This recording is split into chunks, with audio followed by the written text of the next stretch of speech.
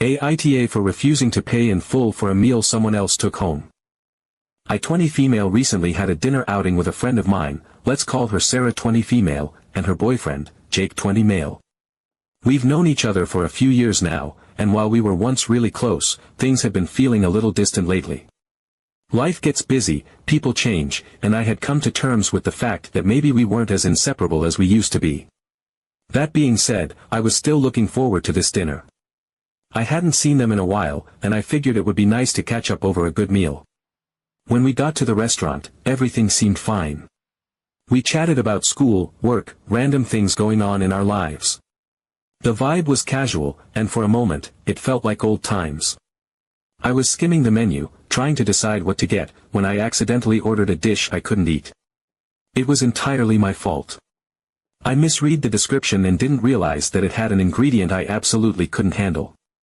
As soon as the plate was placed in front of me, I felt a pit in my stomach. I knew I had messed up, and I immediately accepted that I would have to pay for my mistake. I tried to pick around the part one couldn't eat, but it was impossible. After a few attempts at salvaging the meal, I sighed in defeat and just left it barely touched. That's when Sarah and Jake asked if they could take my food home. It seemed like a win-win situation. There was no point in wasting a perfectly good meal, and if they wanted it, I had no issue with them taking it. So when they asked, I said sure. I figured they'd just split it between themselves later, and I moved on. At no point did it cross my mind that this would turn into an issue. A couple of days later, I got a message from Jake. He was asking me to pay for my portion of the bill, which included the meal that he and Sarah had taken home. I was caught off guard. At first, I assumed it was just a misunderstanding. In my mind, I had written that meal off the moment they took it. I had already accepted that I wouldn't be eating it, so it no longer felt like my responsibility. If they hadn't taken it, I would have paid in full, no questions asked. But the fact that they were the ones who ended up eating it made it feel like they were essentially asking me to pay for part of their meal.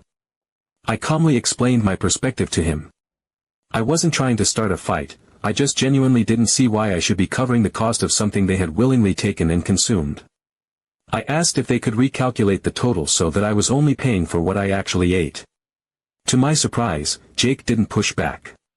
He said he understood and adjusted the split, knocking about $20 off my total. I paid the remaining $10 without any issue. At that point, I thought everything was fine. But something felt off. After that interaction, Sarah and Jake suddenly became distant, more so than before. It wasn't just that we weren't talking as much. They straight up refused to hang out. I wasn't sure if I was imagining it at first, but over time, it became impossible to ignore. It wasn't like I had accused them of anything or made a huge deal out of it. I had simply pointed out that it didn't seem fair for me to pay for something I didn't eat. And yet, it was clear that they weren't happy with me. To be honest, I didn't have the energy to chase after a friendship that was already slipping away. If this was enough to push them away, then maybe we had already reached the point of no return. I let it go. I focused on other friendships, on my own life. And for a while, I didn't really think about it. Then, today, I was talking to another friend, and the situation came up in passing. I casually mentioned what had happened, not really expecting much of a reaction. But to my surprise, my friend told me she disagreed with how I handled it. She said Sarah and Jake had actually done me a favor by taking the food, that if they hadn't, it would have just gone to waste. According to her, they weren't obligated to take my meal, and the fact that they did meant they were helping me out. I was stunned. I hadn't thought of it that way at all. In my mind, it wasn't about avoiding waste, it was about fairness. I wasn't the one who ate the food, so why should I be the one paying for it? If I had simply left the meal untouched and paid for it, then sure, it would have been a waste. But the moment Sarah and Jake took it home, it became their meal. Their responsibility. Their cost. It wasn't like they were doing me some massive favor by eating food they wanted. I explained my side of things again, but my friend still wasn't convinced. She said that if I had just paid the full amount, it wouldn't have been a big deal. That in the grand scheme of things, it was just a small amount of money. That maybe the real problem wasn't the bill, but the principle of it all. And that's the part that's been eating at me. It wasn't about the money. I've covered meals for friends before, and I never made a fuss about it. It was the fact that they took my food, then still expected me to pay for it. And the fact that this one moment seemed to be enough to break a friendship that had lasted for years. So now, I can't stop wondering, was I wrong? Should I have just paid the full amount and avoided the tension? Was this whole situation even about the money, or was it just the final straw in a friendship that was already falling apart? Update 1. Several weeks passed, and I had almost forgotten about the whole situation with Sarah and Jake. At first, the way things had ended between us gnawed at me. Not in an all-consuming way, but in that quiet, lingering sense of unresolved tension, the kind that sneaks up on you in the moments when your mind is unoccupied.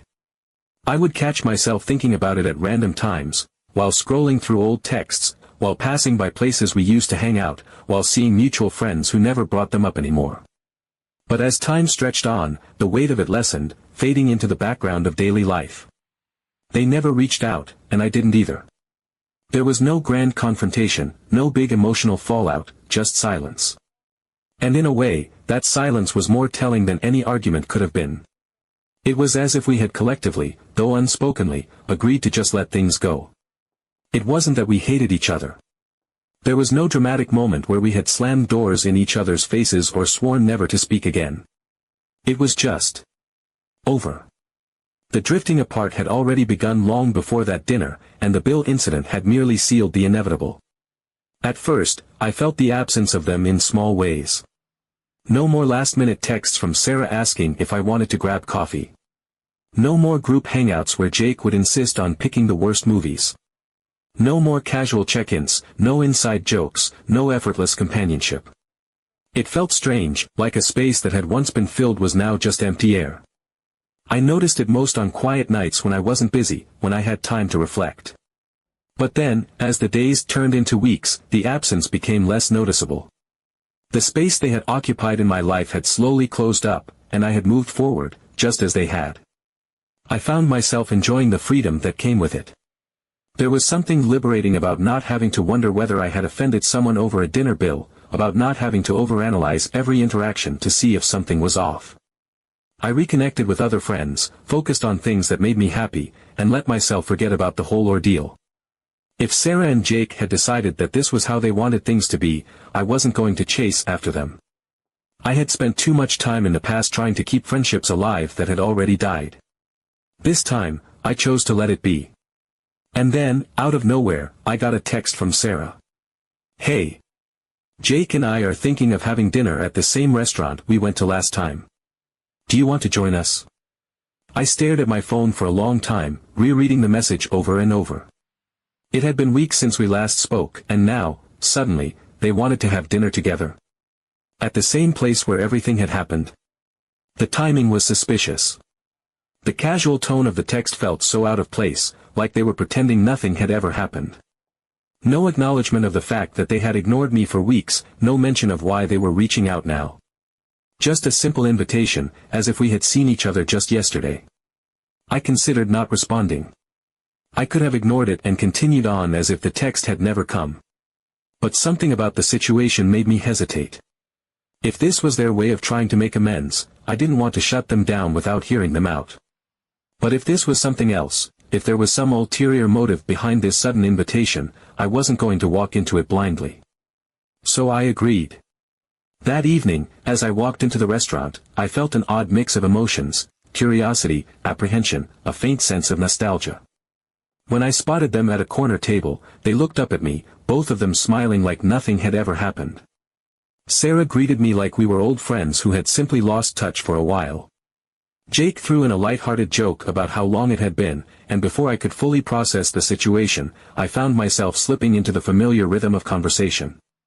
We talked about everything and nothing, work, school, future plans, meaningless things that filled the space between us. It felt normal. Almost too normal. As if the weeks of silence had never existed, as if we had never had that awkward moment over the bill, as if things had never gone cold between us. There was no hesitation in their voices, no hint of tension. If I didn't know any better, I would have believed that nothing had ever gone wrong. And so, I played along. I smiled, I laughed, I nodded at their stories. If they weren't going to bring it up, I wasn't going to be the one to force the conversation. Maybe this was their way of extending an olive branch, not through words, but through the act of moving forward as if the past didn't matter. But deep down, I was watching. I was waiting. When the time came to order food, I made a choice. A very deliberate choice. Spicy squid, drenched in a sauce full of specific spices that I knew, without a doubt, that both Sarah and Jake couldn't stand. It wasn't just a casual preference, they had made it clear before that they absolutely couldn't handle anything remotely spicy. We had laughed about it once, joking about their low spice tolerance when we tried different cuisines together. I remembered Sarah once taking a bite of something mildly spicy and immediately reaching for a glass of water, her face contorted in discomfort. I remembered Jake dramatically fanning his mouth after eating a dish that wasn't even that hot. I knew for certain that they wouldn't touch my meal under any circumstances. The perfect choice. Dinner continued smoothly. We ate, we laughed, we reminisced about old times. The atmosphere was light, almost easy. For a moment, it truly felt like nothing had changed. It was almost too good to be true. But there was something lurking beneath the surface, something unspoken that neither of us dared to acknowledge. A strange sense of déjà vu hung in the air, as if we were retracing old steps on a path that I had already walked before. Dinner went well. We ate, talked, laughed. Everything seemed easy until it was time to pay off. Update 2. As soon as the waiter placed the bill on the table, I caught the flicker of movement between Sarah and Jake. It was quick, almost instinctual, the kind of wordless communication that happens between people who have perfected a routine. Sarah barely turned her head, but her gaze slid sideways toward Jake, a fleeting exchange of understanding passing between them. Jake, in turn, shifted slightly in his seat, the corner of his mouth tugging upward for the briefest of moments before he smoothed his expression back into something more neutral. It was subtle, almost imperceptible, but I had been waiting for it. The moment I saw it, I knew. They were expecting me to do exactly what I had done before. They were waiting for that small, almost sheepish admission that I couldn't finish my meal. They were prepared for me to shrug apologetically, to sigh and say, "Oh, I can't eat this." They had already decided how the rest of the evening would go.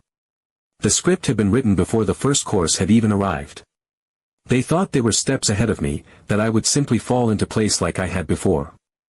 I let them sit in that expectation for a moment longer than necessary.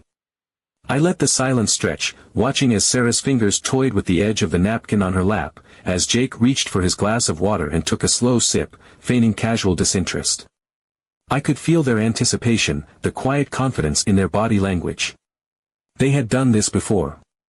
They had won before. But this time, I was ready. I widened my eyes just slightly, letting a dramatic expression of realization cross my face. Then, placing a hand lightly over my stomach, I sighed as if I had just noticed something for the first time. I made a small, regretful noise, shaking my head with exaggerated dismay as I glanced down at my plate. I told them that I had ordered too much. I wasn't hungry anymore. But, of course, it would be such a waste to let such a wonderful dish go uneaten. The second the words left my mouth, I saw it happen. The barely perceptible shift. The moment Jake took the bait. He was eager, too eager, the way he immediately responded, saying that they could take it home if I wasn't going to eat it. Sarah was already reaching for her bag as if the matter had been decided, as if my meal had already transferred ownership. It was almost laughable how quickly they had pounced. But I wasn't done yet. I looked at them both, pressing my lips together as if I were deep in thought. Then, after a moment's pause, I clapped my hands together with feigned enthusiasm, my voice bright and relieved. Oh, I was so glad they wanted it. Because, after all, I had actually ordered the dish just for them. I knew how much they absolutely loved spicy squid, and I had been so excited to share something I knew they would enjoy. The transformation in their faces was immediate and brutal. Jake's confident smirk faltered, his lips parting slightly as if he had something to say but had momentarily lost his ability to form words. His eyes darted towards Sarah, looking for backup, but she wasn't much better off. Her posture went stiff, and for a split second, she looked almost trapped. Then, quickly recovering, she let out a nervous laugh, tucking a loose strand of hair behind her ear. She said, in a suddenly much more hesitant tone, that they didn't actually like squid all that much. I tilted my head slightly, my expression one of innocent confusion. That was strange, I said, because I distinctly remembered how much they had raved about it before. I even referenced a completely fabricated memory, painting a scene in which they had once gone on and on about their love for squid. Sarah's fingers twitched against the table, her smile growing tighter by the second. Jake hesitated, clearing his throat before offering up a weak excuse about how they weren't really fans of spicy food. I sighed dramatically, shaking my head with exaggerated regret. That was such a shame, I told them. Because I had been so sure they would love it. I looked down at the untouched plate, lingering just long enough to make them squirm. Then, with a shrug, I casually decided that I would just take it home myself since no one else wanted it. The silence that followed was thick, heavy with unspoken words. Sarah and Jake didn't say anything, but they didn't need to. Their avoidance was enough. The way they suddenly became very focused on their drinks, the way Sarah's hand tightened around her napkin, the way Jake's jaw clenched slightly as he realized what had just happened. They had been caught. There was no denying it, no twisting the situation to make themselves look better. I had laid the trap, and they had walked straight into it without hesitation. And so, the conversation shifted. The light-hearted tone remained on the surface, but underneath, something had changed. Sarah started talking about something meaningless, her voice a little too forced, her words a little too rushed. Jake nodded along absent-mindedly, but there was no real engagement. The ease, the unspoken confidence they had carried earlier, was gone. Now, they just wanted the meal to end. And honestly, so did I. When the check finally arrived, we split it without issue. No awkward hesitations, no subtle manipulations, just a quick and mechanical exchange of money before the waiter walked away. I made sure to take the boxed-up squid with me, holding the bag deliberately as I stood up, watching as Sarah's gaze flickered toward it one last time. We stepped outside, and the usual formalities followed. A polite goodbye, a vague mention of catching up again soon, the lingering presence of something unresolved in the air. Everything looked normal. Everything felt routine. But beneath it all, the weight of what had just happened lingered. We paid, I took the food with me, and we said goodbye. Everything looked fine, but I knew it wasn't the end. Update 3. The next morning, as I sat with my coffee, the events of the night before played over and over in my mind like a film reel. The atmosphere at the restaurant, the polite small talk that felt more like a performance than a genuine conversation, the way Sarah and Jake had glanced at each other the moment the bill arrived, it all replayed in perfect detail. I could still see the flicker of expectation in their eyes, the slight shift in Sarah's posture, the way Jake had leaned in ever so slightly, already poised to swoop in and claim my food like he had done the last time. And then, the moment of realization. The exact second their expressions changed. The way Sarah's nervous laugh wavered as I insisted they loved squid. The way Jake fumbled for an excuse, trying to backpedal while avoiding my gaze. It had been subtle, quick, just a few seconds of raw discomfort before they covered it up with forced smiles. But I had seen it. I had felt it. And that moment alone had been worth everything. I took a slow sip of my coffee, the warmth grounding me as I let my thoughts settle. There was still one more thing I needed to do. A final touch. I picked up my phone, my fingers hovering over the screen for just a moment before I started typing. I kept my tone light, almost playful, as I sent the message to Jake. Since I had taken the meal home, it only made sense that he paid for it, right? After all, that was the rule. The one who takes the food pays for it. I was simply following their logic. I hit send and leaned back, waiting. It didn't take long. My phone buzzed almost immediately, and the second I saw his name pop up on the screen, I already knew what the response would be. The sheer predictability of it made me smirk. He was confused, his message rushed and defensive. He said it was my meal, something I had ordered myself, something I had chosen to take home. It wasn't his responsibility. His words carried the same self-righteous indignation that had been present the last time we argued about this. He didn't realize it yet, but he was walking straight into the trap I had set. I took my time before replying, letting the anticipation build. Then, with deliberate care, I pointed out the hypocrisy. This was exactly what had happened before. My meal, my order, something I hadn't eaten, except that time, they had taken it, and I was still expected to pay. The only difference now was that the roles were reversed, and suddenly, the rules didn't seem to apply anymore. Funny how that worked. And then, silence. The read receipt sat there, untouched. The screen stayed dim, my message hanging in the air like a loaded question neither of them wanted to answer. I could almost picture them sitting together, staring at their phones, Sarah biting her lip in frustration, Jake tapping his fingers against his knee, both of them struggling to come up with an argument that wouldn't make them look even worse. But there was no argument to be made. There was nothing they could say without proving my point. Hours passed. My phone remained still, the silence stretching longer than I had expected. I went about my day as usual, but there was a certain satisfaction lingering in the back of my mind. It wasn't about the money. It never had been. It was about the principle, the quiet victory of making them see their own hypocrisy laid out in front of them, undeniable and inescapable. Eventually, a new message appeared on my screen. But it wasn't from Jake. It was from Sarah. Her message was short, devoid of any of the warmth or casual friendliness she had forced the night before. She told me that it was probably best if we didn't see each other anymore. No justification, no attempt at smoothing things over. Just a clean break, an unceremonious ending to what had once been a close friendship. I read it twice, then once more, letting the finality of it settle in. There was no anger in her words, no passive-aggressive parting shots, no dramatic accusations. Just an acknowledgement that this was it. That whatever connection we had left had officially unraveled. And the most surprising part? I felt nothing. No sadness. No regret. No sense of loss. Just relief.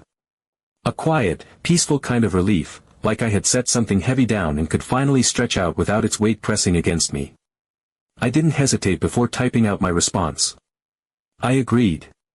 Then, without a second thought, I deleted both of their numbers from my phone. Because the truth was clear now. Friends who were willing to walk away over something as small as $20 had never really been my friends to begin with.